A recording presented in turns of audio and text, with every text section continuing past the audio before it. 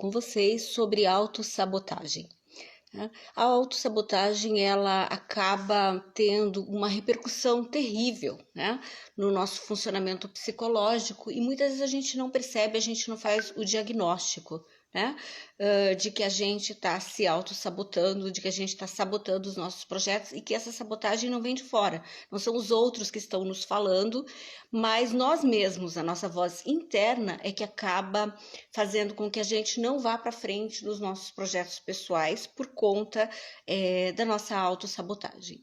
Então, de onde que vem isso, né, esse mecanismo? Esse mecanismo, geralmente, ele é construído com base familiar, na escola, de tanto ouvir coisas do tipo, isso é muito difícil para você, você não é capaz, né? Então, de tanto ouvir coisas que fazem com que você tenha a sensação que aquilo não te pertence, que você não é merecedor, que você não tem a capacidade. Quando a pessoa ela entra em contato com um desafio, ela entende, né, que ela não vai dar conta. Então, ela mesma se autossabota nem começando um projeto, por exemplo. Então, vamos supor, vamos pegar um exemplo aqui para ficar uma coisa um pouco mais fácil de entender. Vamos supor que a menina lá, ela queira ser cabeleireira, né? Mas ela ouviu muito que ela é desastrada, que ela não leva jeito para as coisas, que ela não tem habilidade. E aí, quando tem o curso, ela até começa, vai lá 3, 4 dias, mas aí ela tem uma dificuldade, o professor chama a atenção dela e ela começa a não ir mais, né? Então, eu tô com uma gripe, eu tô muito cansada, o curso é muito longe. Então, a pessoa, ela desenvolve mecanismos e ela inventa, né? O cérebro, na verdade, a mente inventa subterfúgios e estratégias o tempo todo para sabotar os projetos. E a pessoa não percebe que ela está sabotando os próprios projetos. Isso tem muito a ver com autoestima, que é um tema que me é muito caro, do qual eu falo sempre, né? Então, assim, quando você tem baixa autoestima, você não acredita que você é capaz de fazer. Então, pensando sobre essa questão, né, eu vejo que muitas pessoas elas não vão para frente nas coisas que elas desejam, nas coisas que elas sonham, porque elas têm um mecanismo, né, de sabotar a si mesmas, de dizer para elas mesmas que elas não podem, que elas não conseguem, que elas não são aptas, às vezes até para um relacionamento amoroso, né, para conquistar uma moça ou vice-versa. Uma conquista amorosa, eventualmente, a pessoa ela nem tenta chegar para conversar com o outro, porque ela já parte do pressuposto de que não vai dar certo, de que aquela pessoa é muita areia para o meu caminhãozinho, aquelas coisas assim, né? E de repente poderia funcionar, poderia dar certo se você tentasse. Então, até a questão da autoestima e da segurança é uma coisa que a gente constrói, até aprender a lidar com rejeições, aprender a lidar com frustrações. Se você, de repente, investir em alguém, começar um investimento em alguém amoroso, por exemplo, e a pessoa não tiver interesse para você, tudo bem, aquilo não tem nada a ver com você, tem a ver com a pessoa, né? Enfim, mas o fato é que em outros projetos profissionais, projetos escolares, depende muito mais de você do que do outro. Né? Tem muitas coisas que dependem muito do outro, é claro que a gente depende muito do outro.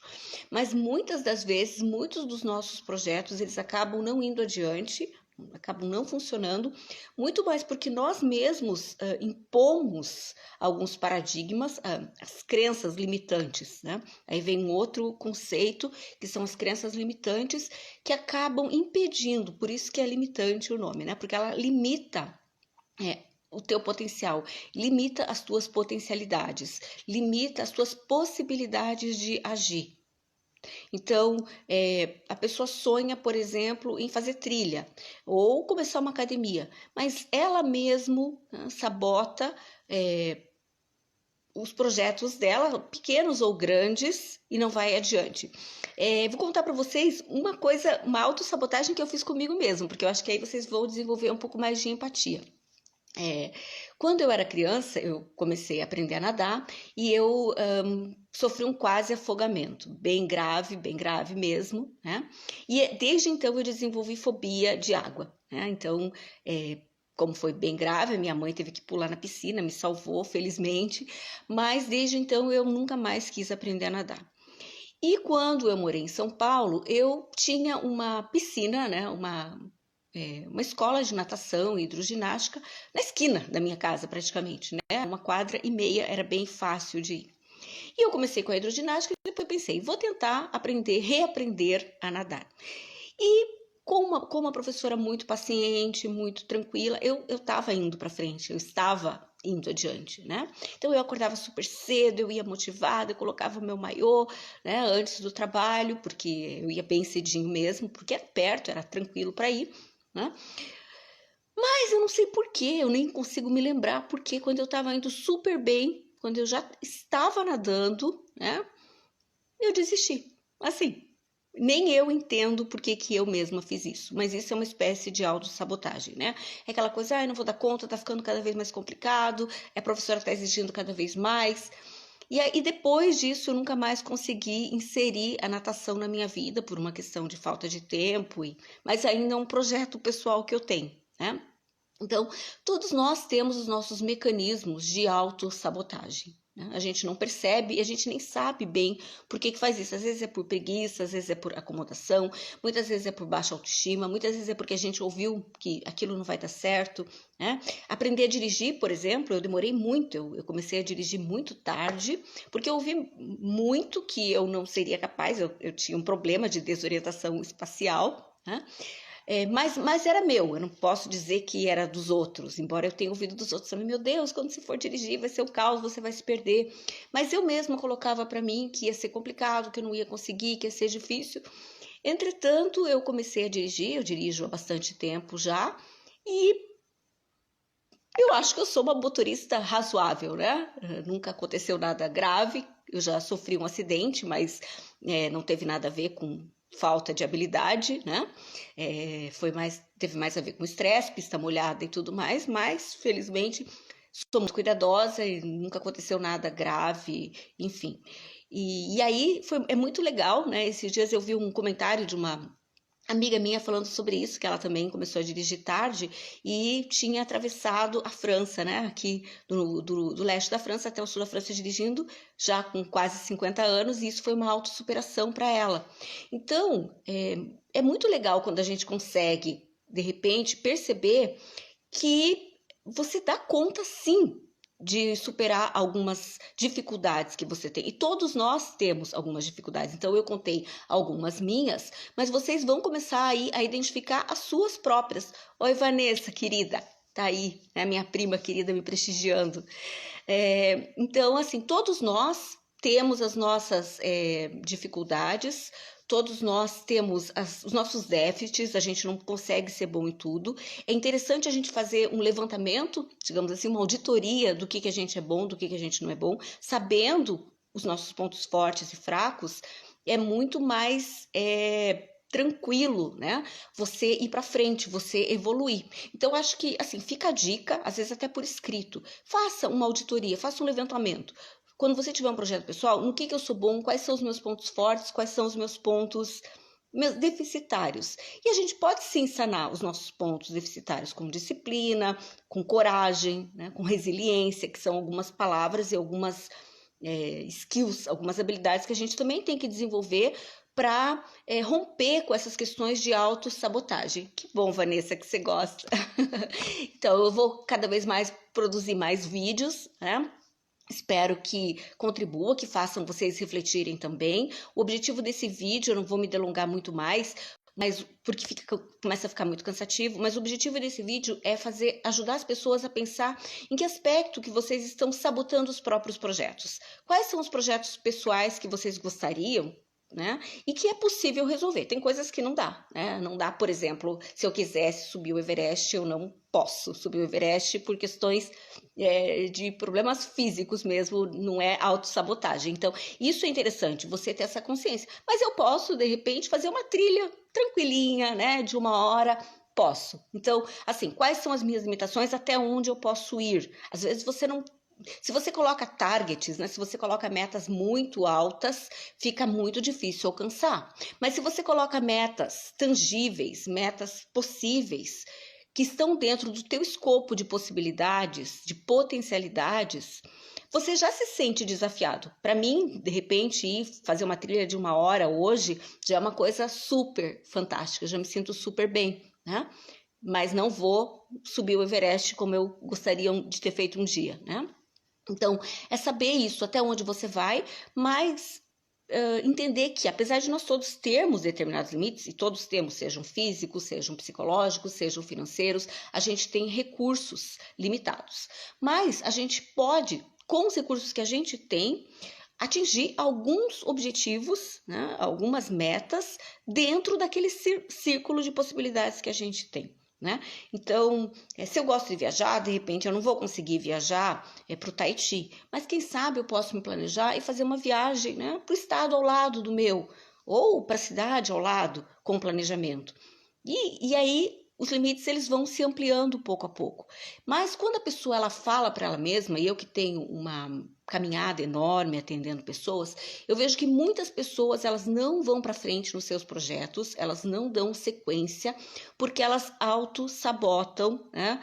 Não é o outro que vem sabotar. Eu estou me lembrando aqui de uma paciente, por exemplo, que ela era extremamente talentosa, absurdamente talentosa, fazendo bolos para fora, bolos de aniversário. Eram maravilhosos os bolos, né? Eu vi algumas fotos, ela levou um pedacinho para eu comer, mas ela simplesmente não acordava cedo, não se organizava, atrasava as entregas, e o negócio não, apesar de todo o talento, todo o potencial que ela tinha, não ia para frente exatamente por conta disso. Então, é muito assim, né? A pessoa, ela desenvolve padrões de funcionamento em que ela começa a detonar, né, os próprios projetos dela. Por baixa autoestima, porque tem medo do sucesso, muitas vezes, porque tem questões familiares aí muito complexas que eu nem vou entrar, né? Às vezes tem uma competição, uma comparação com o irmão, muitas vezes tem uma fala que foi sempre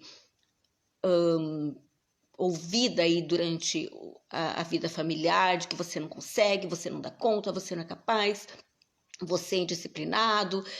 Então, essas falas, a gente tem que tomar muito cuidado com essas falas, com os filhos, com as pessoas com as quais a gente convive, com os nossos sobrinhos, com as crianças, com os adolescentes com os quais a gente convive, com alunos, né? Porque essas falas, elas ficam e elas grudam igual carimbo, né? E fica lá para sempre. Eu escuto, às vezes, pacientes que eles lembram de falas, pacientes adultos de 40 anos, que eles lembram de falas de professores, de pais, de quando eles tinham 5 anos, 10 anos, de que você é atrapalhado, de que você é desorganizado, de que você é bagunceiro, de que você não vai dar certo.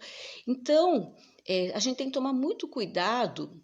Em psicologia a gente fala assim, quando eu tenho que corrigir alguém, eu tenho que corrigir o comportamento, isso que a pessoa fez, não quem a pessoa é. Então, não é a pessoa que é desorganizada, né? Esse trabalho que você fez, ou essa tarefa que você fez, não está bem feita, mas você pode fazer a outra melhor.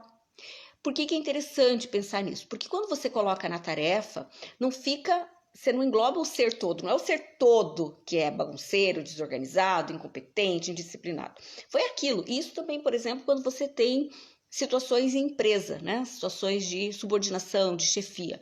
O bom gestor, ele sabe também chamar a atenção, ele sabe dizer que aquele ponto ali não foi positivo, mas não significa que todo o trabalho é invalidado, né? Então, a autossabotagem, ela vem muito disso, dessas escutas e dos mecanismos que a gente mesmo gera dentro de si e acaba fazendo com que a gente não siga adiante nos nossos projetos. A autoestima está muito relacionada a isso, o quanto eu gosto de mim, o quanto eu acredito em mim, o quanto eu acredito no meu potencial,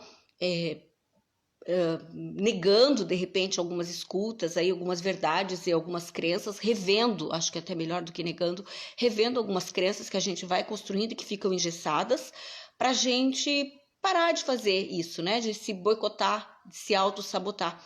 Não é o outro, muitas vezes, que nos boicota ou sabota os nossos projetos pessoais. Somos nós mesmos porque não acordamos a tempo, porque estamos sempre atrasados, porque não nos organizamos, porque não anotamos, porque não damos sequência, não continuamos, não temos resiliência, porque não acreditamos em nós mesmos, enfim, né? Por vários motivos.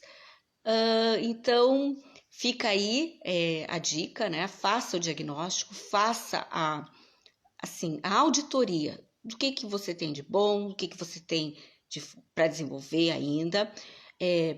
o que de repente, quais são os seus objetivos e quais são os seus limites pessoais também, né? Lembrem do exemplo lá de subir o Everest, né? Ou a minha natação, né? Eu não iria para Olimpíada, mas eu posso aprender a nadar, sim, né? Acho que eu já sei nadar, mas eu tenho que ir lá, correr atrás para voltar. Fica ali, tá na gaveta, é um projeto que eu quero, que eu preciso fazer por uma questão até emocional, de dizer eu posso, eu consigo, né? É uma meta. E aí, assim, colocar os limites e as possibilidades, até onde eu consigo chegar, até onde eu consigo ir, quais são as minhas possibilidades reais, concretas, financeiras, físicas, psicológicas, emocionais, intelectuais, cognitivas.